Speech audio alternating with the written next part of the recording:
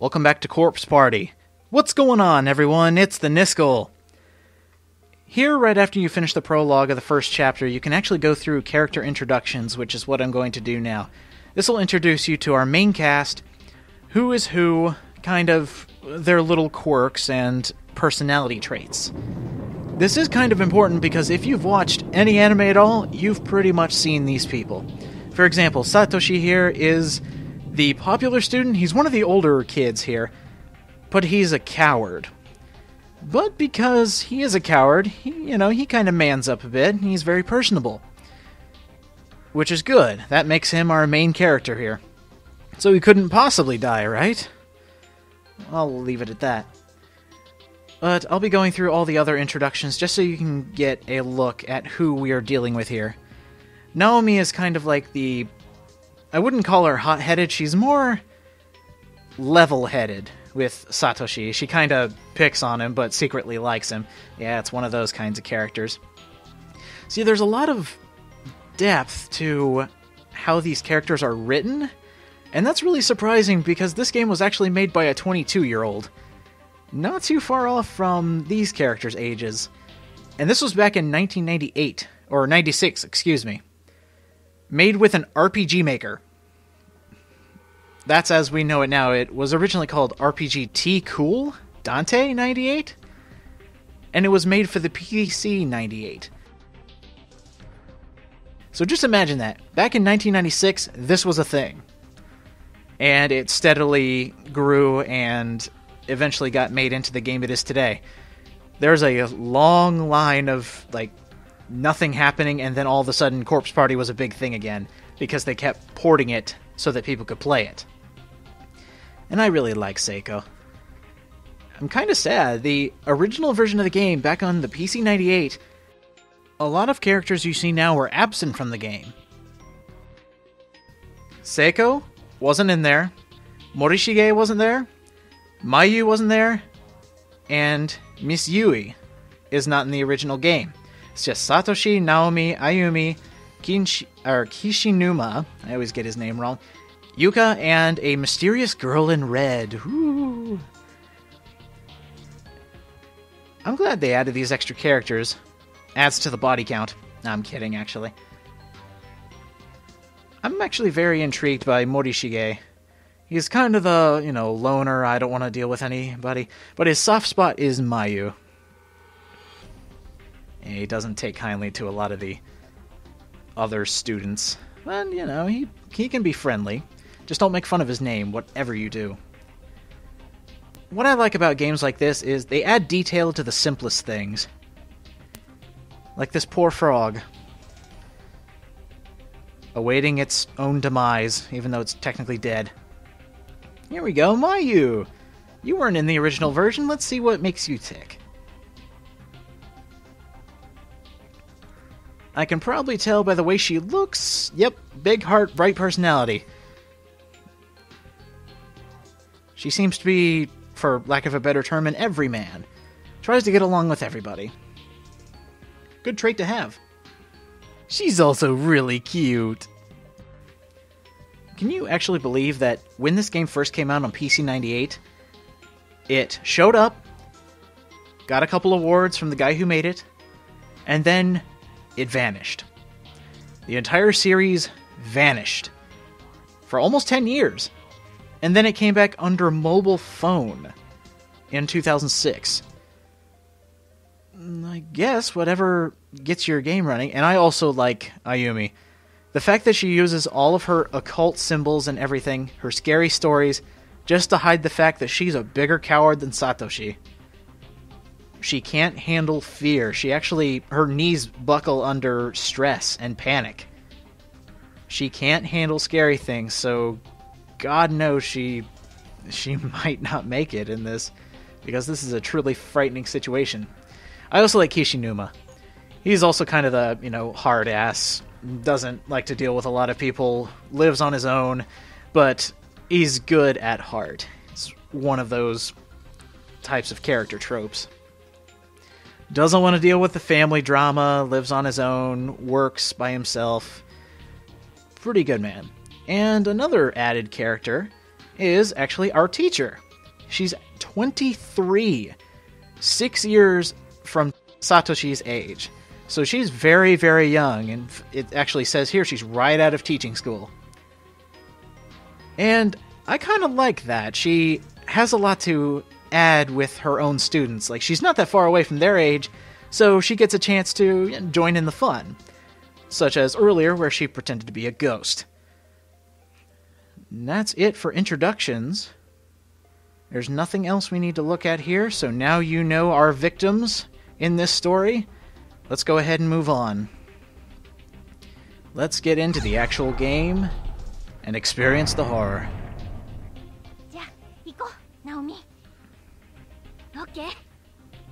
Now, as mentioned in the first episode, this is a regular adventure game where you have to go around, use items on other things to advance. So right now we don't have any items. If you ever want to look at them, there they are. Also in this game are collectibles in the form of name tags.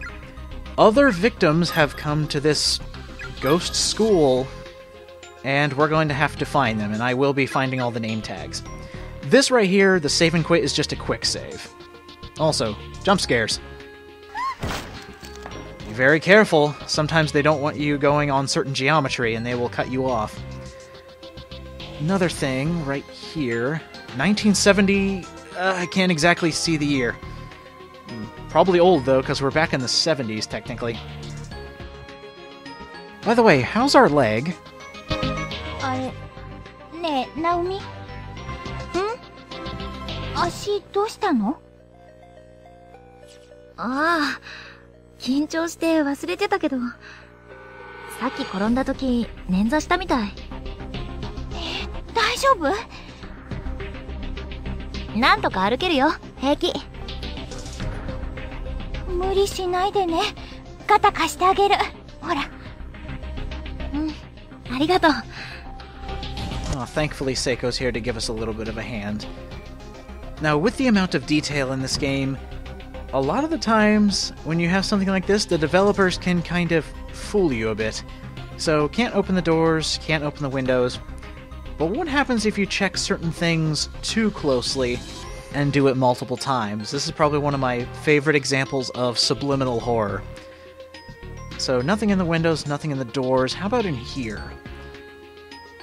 That's disgusting. But was there something else? That's absolutely terrifying if you're afraid of subliminal horror like I am.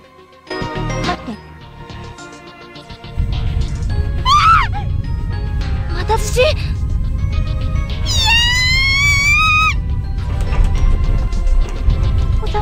Okay, not as bad as the first one. もういいや。とにかく廊下へ出ましょう。 Oh my god. どうしたの？何？さっきと廊下の形が変わってる。今の地震で床が崩れたりしたんだよ。そうかな。 We've got a completely different landscape to deal with. There was one document I didn't check, though, right here. Seiko was able to read it, but we didn't get a chance to take a gander at it. It's kind of like the article we had out in the hallway. So we're dealing with a massive kidnapping. And it doesn't look like the students made it back. That's a tragedy. So here's our first, I guess you'd say, puzzle. Giant gap in the floor, can't jump it. So what do? We need to find an item. What's in this? Ew. 何これ？おしっこ？やめてよ。 We must not skip any details. We must say it looks like pee. That's pretty gross. Earlier in the game we saw, yeah, something that sticks out like a sore thumb. Aha! Using 1+1 logic. We now have a loose board. That should be good enough. We just needed to get across one gap. Yeah, the music is getting kind of loud. Let me turn it down just a bit. There we go. So now I can actually hear what they're saying. Also, I don't think I mentioned it, but we have life bars. You can actually die from damage in this game. Not too often will it happen, but yes, you can die from damage. We'll get to that a bit later. But, here we go. Yeah, it should work.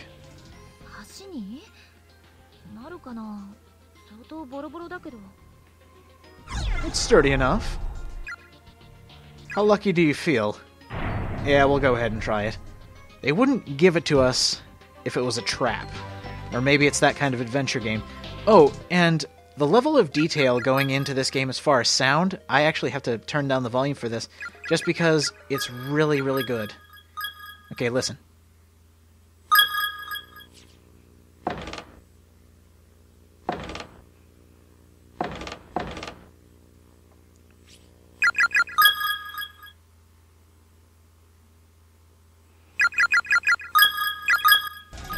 If you're not expecting it, you will hear sounds in the backgrounds that, if you're kind of tensing up, you'll get frightened by it. Hey, what's this?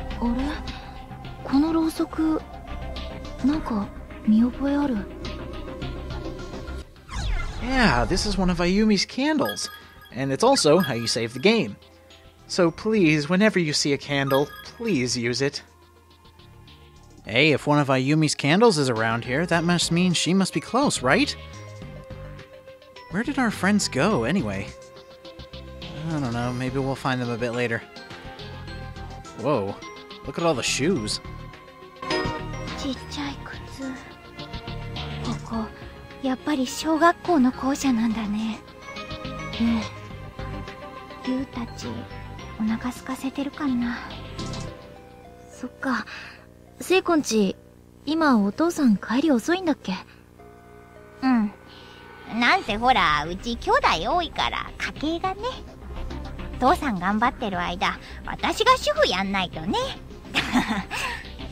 Seem very responsible.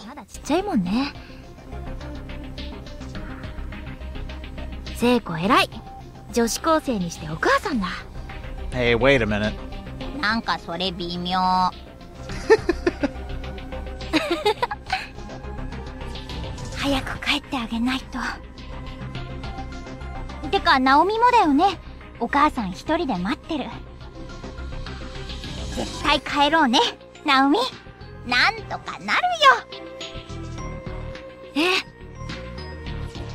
Always with a positive outlook, and there are a lot of elementary school shoes here. Very tragic. And go figure, we can't get out. Fun.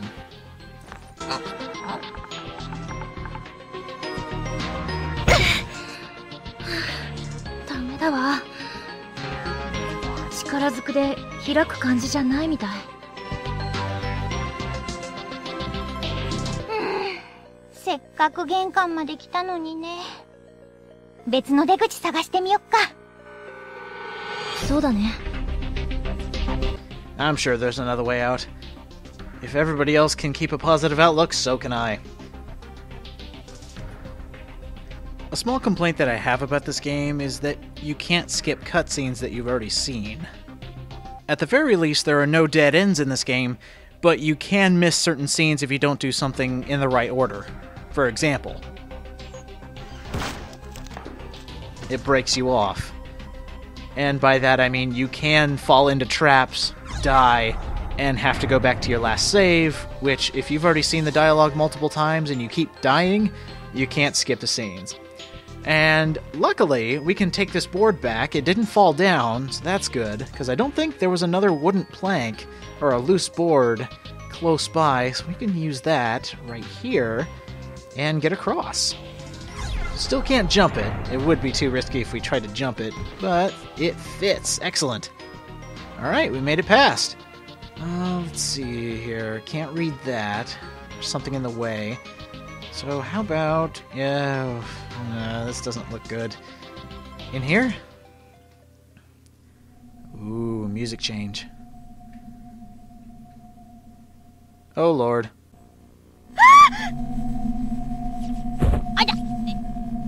したの、ナオミ。あれ、骨じゃない？人の。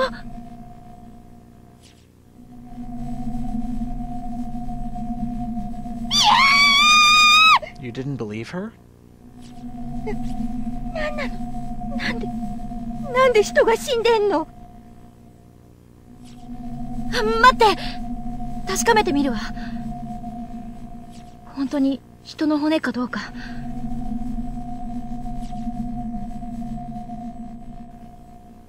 Well, guess we better check. やっぱり骨だよ。人の。They're very much human bones.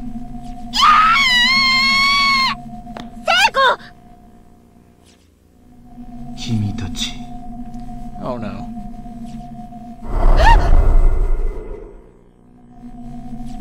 君たちは新しい犠牲者か。人玉。あなたは？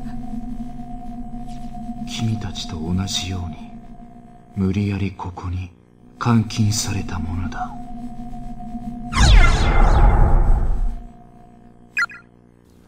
Wait a minute. What do you mean, confined? 禁って外には出られないってこと？そうさ。この学校は君たちのいた世界とは切り離されて存在している。So there's no way back? どうしてそんなところに私たち。彼らが何人も何人もこの空間へ送り込んでいるらしい。何の罪もない生きた人間を次々とね。ここは恐ろしい力を持つ怨霊が作り出した呪われた異次元空間。いくつもの空間が重なり合う閉じられた多重閉鎖空間さ。君たちも我々も運悪く手にかかった誘拐の被害者というわけだ。多重閉鎖空間？そうだ。君たち二人の他にもここに連れてこられた者が何人かいるみたいだね。 They're around here? まさか本当にみんなもここに？無事なのかしら？心配。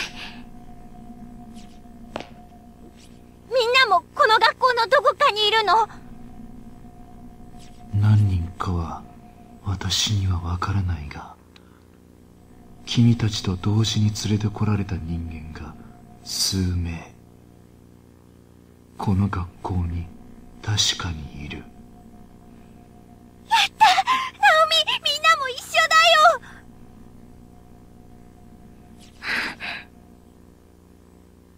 持田くんもきっといるよ！よかったね、ナオミ！ Finally, good news.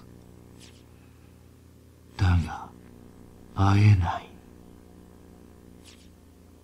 この学校内に確かにいるが、存在している次元が違う。再び仲間と会いたければ、同じ次元に存在する方法を見つけなければならない。脱出はできなくとも、せめて一緒に死ぬことくらいはできるかもしれないな。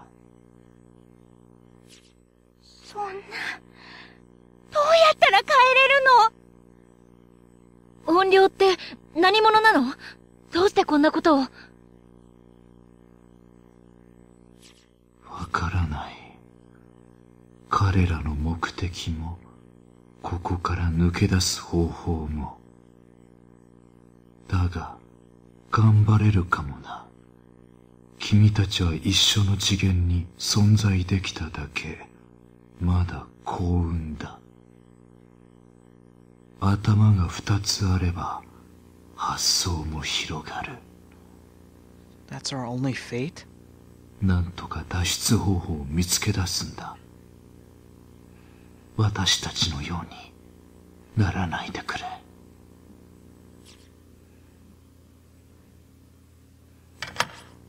Oh, good.